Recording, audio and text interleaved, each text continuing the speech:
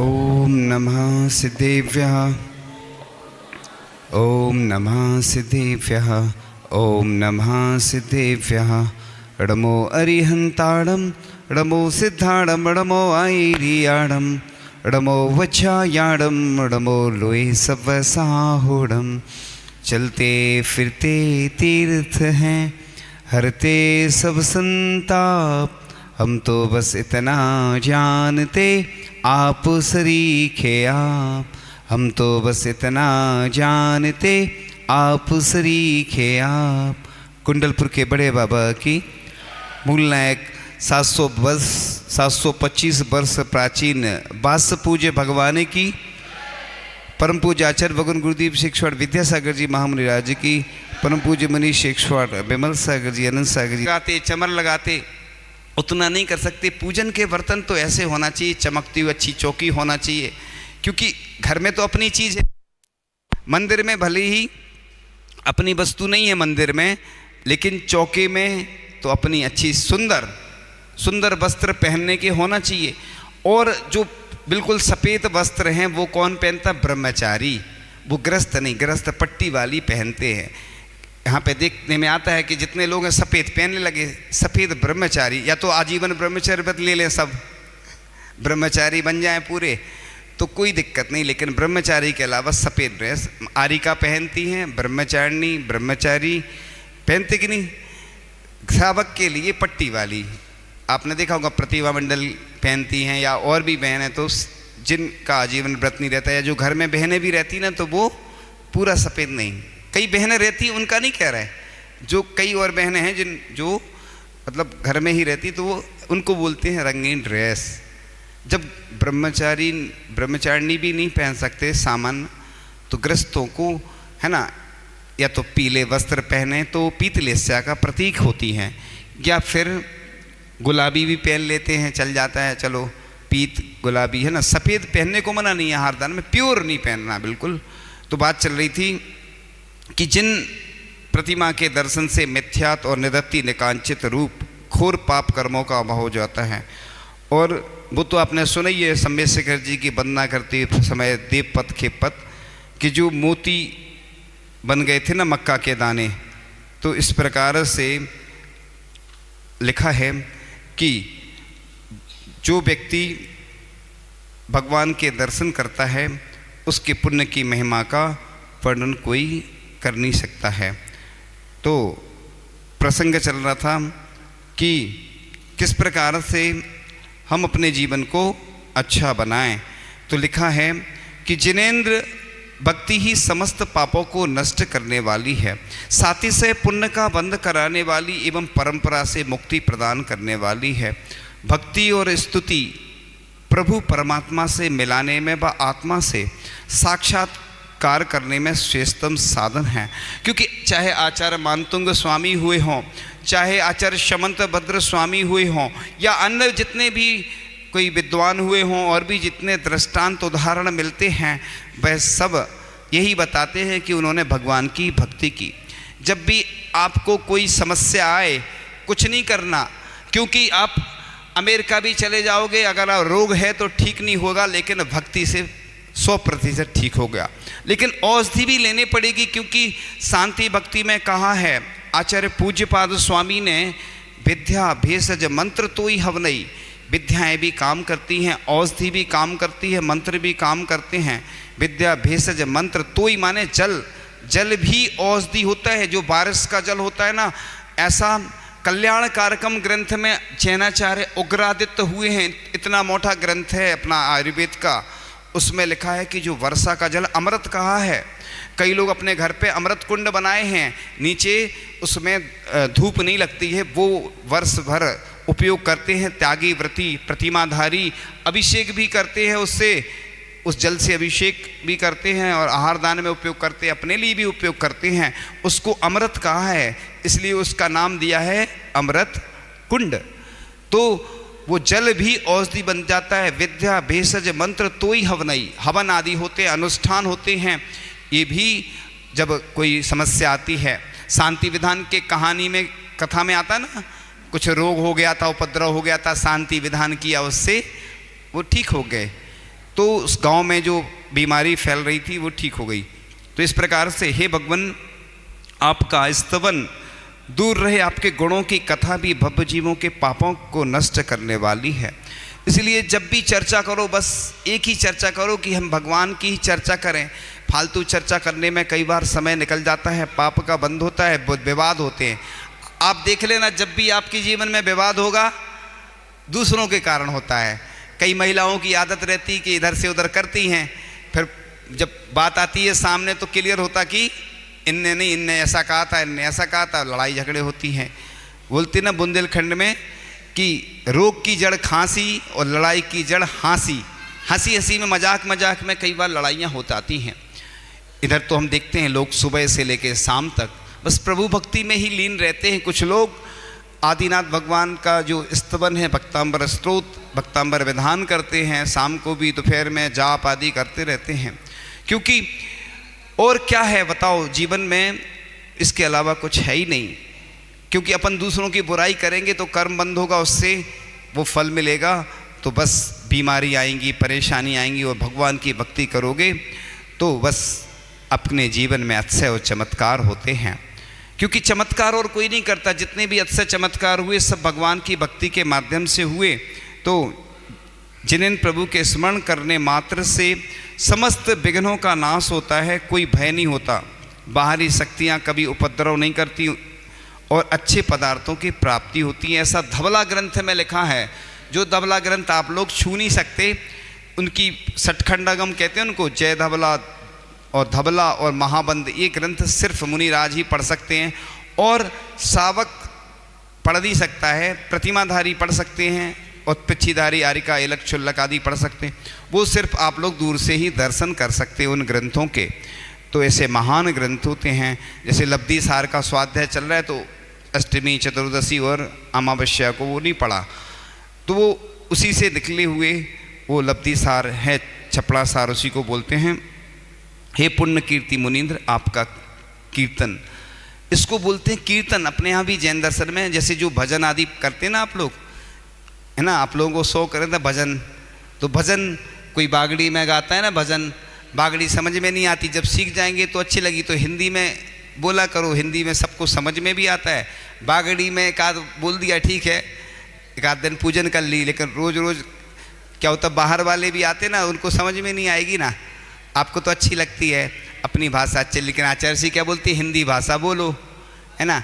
तो माना नहीं है, लेकिन आपस में चल जाता है, आपस में कुछ भी गा रहे हैं, बोल रहे हैं, लेकिन हिंदी भाषा पूरे देश में सुनी जाती है। विदेश में भी लोग हिंदी समझ जाते हैं, क्योंकि हिंदी में जो बोला जाता है वो पूरे देश में सुनाई देता है। और अगर एक भाषा बोलेंगे तो उधर के लोग समझेंगे नहीं। जैसे आप लोग इंग्लिश बोलेंगे, कोई आपके सामने है तो आपको समझ में आएगा, और भी कोई भाषा बोलेगा तो नहीं आएगा ना। इसलिए हिंदी भाषा ऐसी भाषा होती है कि पूरे देश विदेश के लोग समझ जाते हैं। इसलिए आगे चल रही थी चर्चा कि हे भगवान, आपका कीर्तन रूपी जल जो समस्त प्रकार की अग्नियों को स्वयमेव शांत कर देता है, यहाँ तक कि भवाताप भी नाम मात्र में स्मरण करने से शांत हो जाते हैं। तो जिन भव पुरुष के हृदय में आपका नाम रूपी दमनी विद्वान है, उस भव पुरुष का कर्म रूपी विस्तर भी कुछ नहीं बिगाड़ सकते।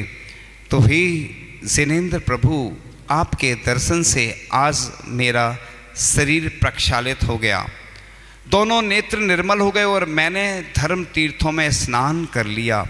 हे शांति प्रभु, तुम शांति को देने वाले हो, मैं आपको प्रणाम करता हूँ। मुझ पर विशेष कृपा दृष्टि कर शीघ्र ही उत्कृष्ट शांति प्रदान कीजिए। तो इस प्रकार से सच्ची जिनेंद्र भक्ति कठिन कर्मों का क्षय करने में सक्षम है। जब भी अपने महान आचार्यों पे विपत्ति आई, उन्होंने कुछ नहीं किया, बस भक्ति की भगवान की, उससे ही उनके कर्म क्षय हो गए, अपने आप अतिशय और चमत्कार हुए, है ना। तो आचार्य भगवान भी जब बीमार होते हैं तो क्या करते हैं, बस जाप करते हैं, भक्तियाँ पढ़ते हैं, समय सार का पाठ करते हैं, उससे ही उनके कर्मों का क्षय होता है और असाता भी साता में परिवर्तित हो जाती है। क्योंकि अपने अंदर एक कंडेंसर जैसा होता है ना, कंडेंसर का मतलब होता है कैपेसिटर, माने क्षमता होती है उसके अंदर एक्सचेंज करने की। जिस प्रकार से वो स्टेबलाइजर होता है ना, वो वोल्टेज को बढ़ा देता है, इसी प्रकार से हम भी पाप से पुण्य में पाप को परिवर्तित कर सकते हैं। ये हमारे अंदर है, आत्मा में अनंत शक्ति होती है। हम लोग अपनी ऊर्जा को व्यर्थ के कार्य में लगा देते हैं। अगर हम उस ऊर्जा को अच्छे कार्यों में लगाएंगे तो वो ऊर्जा निश्चित रूप से परिवर्तित होती चली जाती है।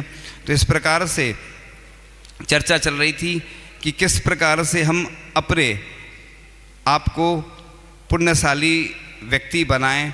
तो अपन आज जो चर्चा चल रही थी, भगवान भक्त के बस में भगवान होते हैं, तो उसी प्रकार से अपन जब भी एक अध्ययन सामने आया जो नए लोगों के लिए है, तो एक लेख आया था कि नियमित रूप से भगवान की पूजन करने से मन शांत रहता है, साथ ही परेशानियों में फंसने की संभावना भी कम हो जाती है।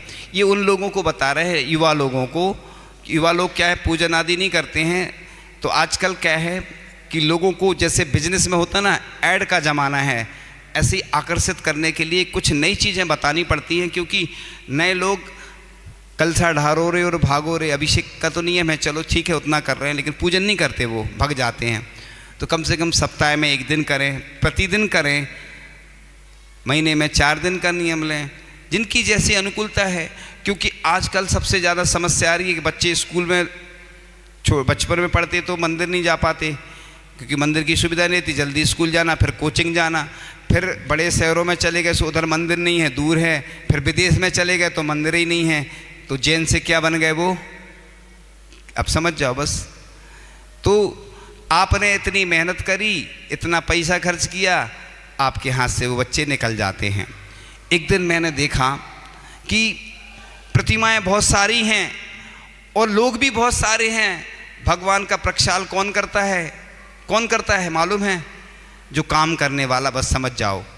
अब बताओ, महिलाओं को अब अभिषेक नहीं मिलता, प्रक्षाल करने नहीं मिलता, जिनको मिल रहा है और अभिषेक के लिए लाइन लगी, प्रक्षाल के लिए किसी को समय नहीं है, तो किराए का आदमी कर रहा है। अब बताओ, ये स्थिति है कि मतलब प्रक्षाल करने का समय लोगों के पास नहीं है, बस समय इतना है कि भाई अभिषेक करे, जा रहा है बस। यानी तो हमने बोला कि जिस प्रकार से तुम भगवान को ऐसा करोगे तो भगवान तुम्हें भी ऐसे ही निकाल देगा, तुम्हें घर से निकाल देगा, तुम्हारे बच्चे निकाल देंगे, तुम भगवान की केयर नहीं करोगे। आप सोचिए कि भगवान की प्रतिमा इतनी ज़्यादा हैं, अभिषेक करने के लिए तो 200 लोग आएंगे और जितनी प्रतिमाएं हो सकता है 200 ही हैं प्रतिमाएं। एक एक व्यक्ति अगर एक प्रतिमा का प्रक्षाल प्रतिदिन करे तो कितने अच्छे से व्यवस्था बन सकती है। और बोली लगाना नहीं चाहिए अपन को प्रक्षाल के लिए, तो पहले से लिस्ट बना लो रोज की, प्रतिदिन 365 दिन की लिस्ट बना लो। एक व्यक्ति की ड्यूटी रहेगी तो बस कोई दिक्कत नहीं, 2 लोग कर लो, 4 लोग कर लो ना, लिस्ट बना लो।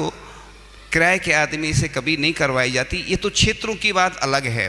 तीर्थ क्षेत्रों पे चूंकि कोई जाता नहीं है, उधर भी कई जगह ऐसी व्यवस्था बनाई गई कि आसपास के जो लोग हैं वो प्रतिदिन जाने लगे, जिससे उस क्षेत्र में पूजन आदि के लिए तो कम से कम अपन जाएं। तो ऐसी स्थिति जब तीर्थ क्षेत्रों की होती है तो उधर कौन करता है? वो पुजारी करता है। यहाँ पे कमी है क्या लोगों की कि वो व्यक्ति बैठ जाता है, किराए का व्यक्ति, और बस वो करेगा।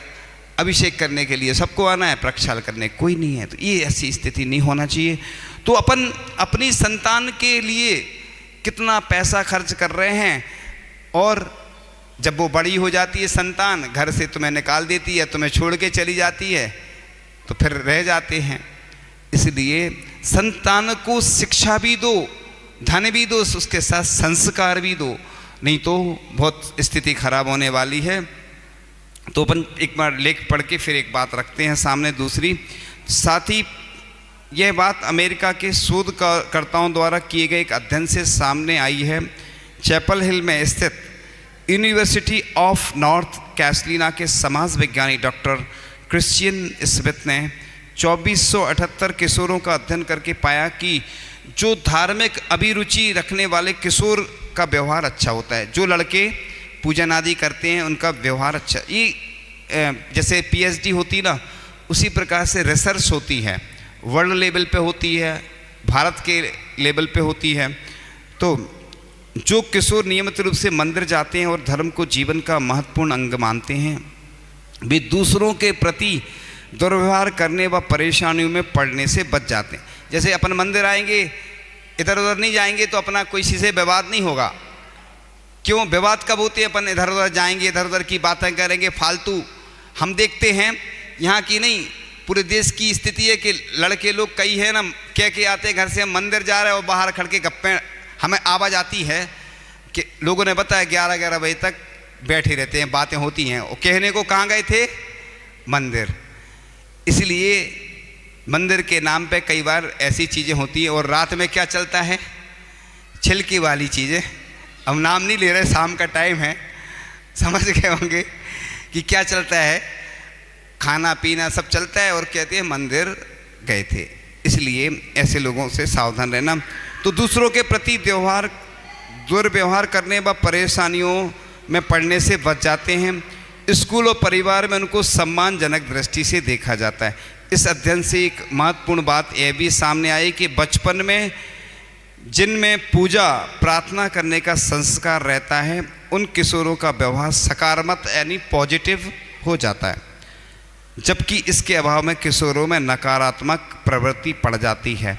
तो नियमित पूजा प्रार्थना करने वाले किशोर शराब, सिगरेट व मांसाहार से दूर रहते हैं।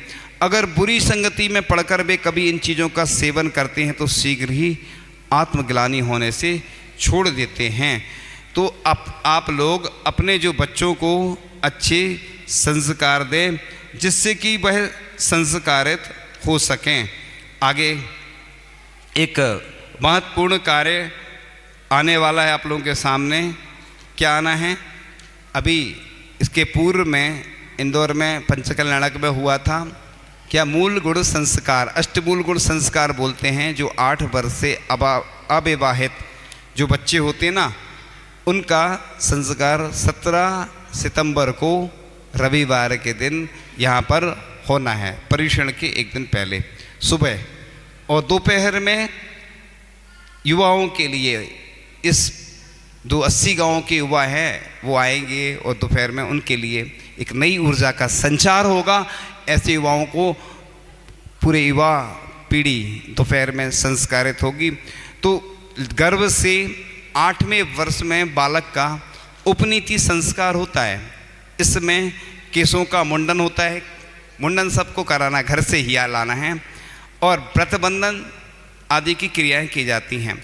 और जिनालय में जो यहाँ पे संस्कार होंगे तो बालक को ये सब होता है। सफ़ेद धोती घर से ही पहनकर बच्चे आएंगे, और चोटी भी रहती है छोटी, हम लोग भी ब्रह्मचारी अवस्था में चोटी रखते थे। हाँ, तो वो गृहस्थाश्रम को ये करके फिर इधर अभिषेक होगा। जो बच्चे 8 वर्ष के हो गए हैं, जिनने अभी तक अभिषेक नहीं किया, तो वो प्रथम बार, प्रथम धारा बोलते हैं उसको, प्रथम धारा अभिषेक करेंगे वो। और उसके साथ साथ पूजन आदि, और मुनि महाराज के कर कमलों से, है ना, उन बच्चों के ऊपर संस्कार किए जाएंगे। देखो, मुनि महाराज किसी के संस्कार नहीं करते, सिर्फ दीक्षा होती है, तब कौन करता है? आचार्य भगवान या मुनिराज भी क्रियाएं कुछ कर देते हैं, वो अलग बात है, लेकिन इधर वह संस्कार होंगे। तो इसके साथ साथ ये, तो यहाँ पर जो क्रियाएं होंगी, और मुनि राजों के द्वारा स्वस्तिक आदि बना करके उन बच्चों को फास्ट फूड आदि का त्याग करा के, डरना नहीं। कई बच्चे घबराते हैं और फिर बाद में जब संस्कार हो जाते हैं तो उसके बाद पछताते हैं। कई लोग आते हैं कि हम रह गए, हमें मालूम ही नहीं था। इसलिए सबको बता देना, अपने जितने भी रिश्तेदार हैं, पूरे भारत से लोग आ सकते हैं, कोई दिक्कत नहीं है। पूरे भारत के लिए हम बोल रहे हैं ना, इसीलिए, क्योंकि इधर के ही बच्चे नहीं आएंगे, पूरे भारत से आएंगे। जो 8 साल से ऊपर के हैं, जो अविवाहित, जिनका विवाह नहीं हुआ, उनके संस्कार होंगे। और दोपहर में जितने भी इस बागड़ के युवा हैं वो आएंगे। उसके अलावा भी कोई आना चाहे तो वो भी आ सकता है।